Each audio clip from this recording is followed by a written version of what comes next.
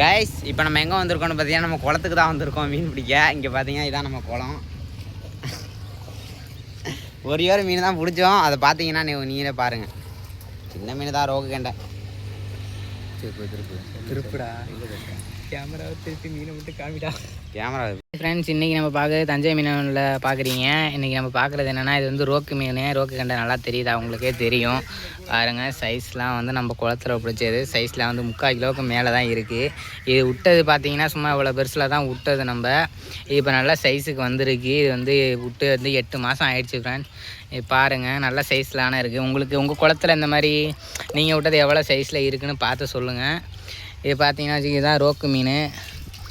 அது கிலோ 200 போகுது. எங்கள் ஊரில் 250 ரூபா உயிர் கண்டை போகுது. உங்கள் ஊரில் எவ்வளோ போகுதுன்னு எனக்கு தெரியல சரியா. உங்கள் டிஸ்ட்ரிக்டில் எவ்வளோ போகுதுன்னு நீங்கள் கொஞ்சம் பார்த்து சொல்லுங்கள்.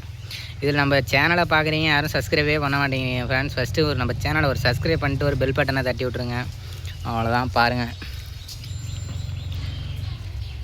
நீங்கள் பார்க்குறீங்க நம்ம குளத்தில் வந்து நிறைய வகையான மீன், ரோக்கு, கட்லா, சீஸு, இது மாதிரி நிறைய மீன்லாம் நம்ம வந்து வளர்க்குறோம். உங்களுக்கு இந்த மீன்களை பற்றி என்ன சரியாக தெரியல, தீனி என்ன போடுறதுன்னு தெரிலனா நம்மள்கிட்ட கேளுங்க. நம்ம இதில் வந்து கமெண்ட் பாக்ஸில் வந்து பின் பண்ணுங்கள். நான் உங்களுக்கு நான் எல்லாத்தையும் பற்றி சொல்கிறேன். மீன் எப்படி வளர்க்கணும் என்னன்னு சொல்கிறேன்.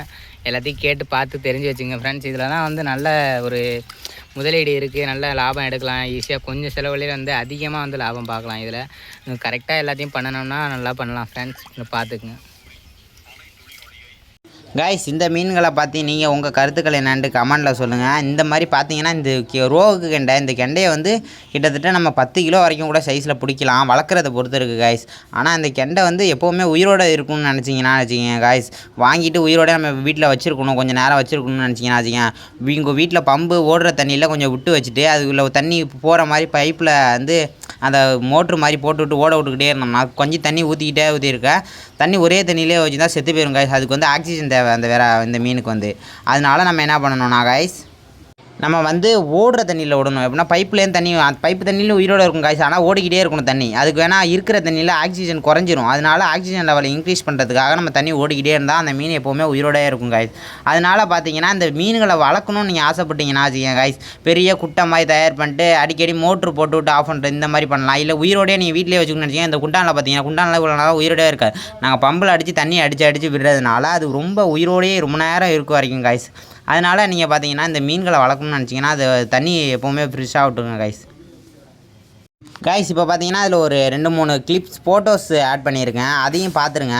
எனிவேஸ், நம்ம சேனலில் போகிற வீடியோ உங்களுக்கு யூஸ்ஃபுல்லாக இருந்துச்சுன்னா நம்ம சேனல் சப்ஸ்கிரைப் பண்ணிவிட்டு இந்த மாதிரி யூஸ்ஃபுல்லான கண்டென்ட்டுக்கு நம்ம சேனல் டெய்லிக்கு ஃபாலோ பண்ணுவாங்க கைஸ். Bye guys.